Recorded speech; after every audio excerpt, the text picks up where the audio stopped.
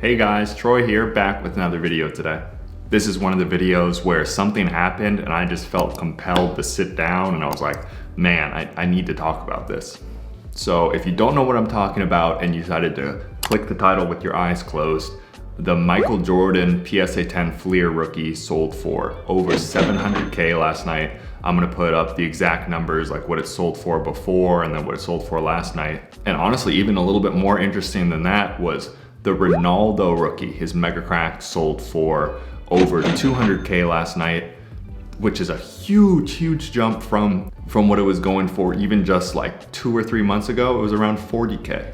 So that's great, that's interesting, but what are the takeaways for the 99.9% of us who don't have an MJ Fleer or a Ronaldo Mega Cracks rookie? What does that mean for our cards? What should we be doing? What's it gonna happen? First of all, it's confirming that something I've kind of been saying for a while.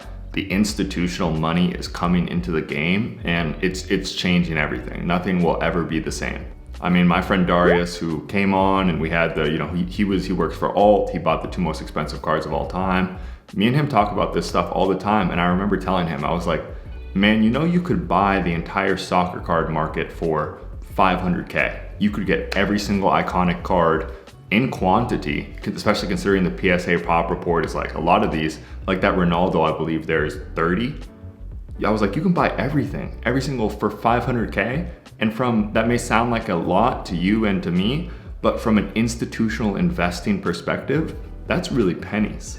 I'll get to basketball in a second, but especially for soccer, I'm very happy. I feel like, this isn't a sure thing, and I'm not telling you or even myself to go dive in and buy every single soccer card you can, but it's confirming my hypothesis that it's underpriced relative to everything else. It's a global sport and it's gonna continue to grow. And I was so excited, but angry a little bit at the same time, because it's one of those things where you feel like you knew it, and I almost wished I had dove in deeper. I mean, you can't live like that, but one of my very first videos, I think this was literally my 3rd video ever, so maybe you guys will enjoy this little trip down memory lane. There was a Ronaldo on eBay, this exact one that just sold, a BGS 9.5, and I was literally telling you guys, I was like, I don't think anyone has this money, but if you do, and there's one on eBay right now for $25,000. Now, obviously, an absurd number, but who knows? If one of my subscribers, any one of the viewers here has some big pockets, I would recommend going to pick it up. All right, guys. So that really tore me up.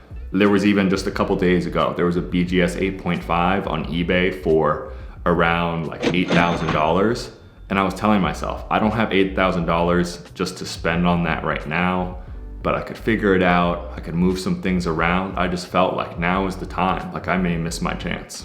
So obviously that hurts, but you can't live your life saying woulda, coulda, shoulda, and if I had this amount of money, I would have bought that. So it hurt me a little bit, but overall, it's great news for the soccer card market. I mean, I've heard people saying that, okay, if the Ronaldo rookie goes for that, the Messi main Mega Cracks rookie has to be going for like 300K now. I'm not saying I necessarily agree with that, but I think there's some people who could follow that thinking, and I wouldn't be surprised to see the Messi rookie card be worth more than the Ronaldo.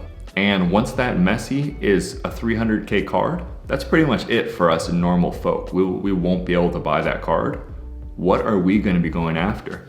The Celebration Mega Crack set, the PSA 9, the PSA 8s, and that's not just to say I'm right, but more so just to illustrate, I do think there's some validity to the saying, a rising tide lifts all boats. And that's gonna happen very sharply in soccer, in my opinion. I think things are gonna get crazy pretty soon, but I think it's also gonna happen in basketball with what happened to that MJ Fleer. I mean, people were already seeing it. That's what was dragging up LeBron. LeBron, I think, is gonna go even more now. That drags up Luka, which to an extent drags up Trey. And we have to be careful here though, because people are going to get burned. I think this, I guess you'd call it hysteria, this excitement is really gonna get to a crazy level now. And we're gonna continue to see these people spend absurd amount of money on prospects, but we have to be careful. Just for the sake, I'm not saying this, but for the sake of the argument, let's just take Zion. There's gonna be someone out there who thinks Zion has the potential to be the next LeBron James. And if LeBron James tops chromes hit, I don't know, let's just say 100K, I'm not predicting that, but Zion Prism Silvers, there's gonna be people who think those are cheap. I'm not saying I think that or you should buy them or even necessarily that they're wrong, but those are gonna go up. And unfortunately, I think people are gonna get burned. People are gonna be chasing and thinking sports cards are a new gold rush. And I think, like I said, this is a great thing for the hobby. This is a great confirmation of kind of the stuff we've all been seeing, but you have to be very smart and think about the risk, because there still is a ton of risk. And I think even more than before, it's almost more risky. More people are gonna get burned because of the stakes. The stakes have increased. I've been saying it for months and I'll say it again. Sports card investing has become super professionalized on an institutional level now. And this whole thing has turned into a high stakes poker game, which is good. You can make money, but if you go all in, there is now a lot on the line. But to kind of sum it all up and to get off the Debbie Downer mood a little bit, this is a great thing for Modern, 100%, it has to be. Because as much as people forget, the GOATs at one point, they were just regular players. I mean, LeBron kind of came into the league with the crown on his head, but Messi was just a young kid trying to make it at Barcelona. Ronaldo was a young kid from Portugal just trying to break into the main United squad. I mean, Michael Jordan had some hype, but he was the 3rd pick in the draft. So no one was saying when he came into the league, oh my God, this kid is gonna be the GOAT. So there will be a guy who comes out. There is gonna be a next MJ. There is gonna be a next Messi. And people are gonna go crazy trying to find the next, $700K, the next $1 million card while it's still low. And for me, that chase, people desperate to find the next one, even for those of us who don't own an MJ Fleer or a Ronaldo Mega Cracks, that has to be good news. And once again, a reminder to invest safely. I just wanna be 100% clear. This is not a video saying pour every last dime you have into the market, because that's not what I'm trying to say.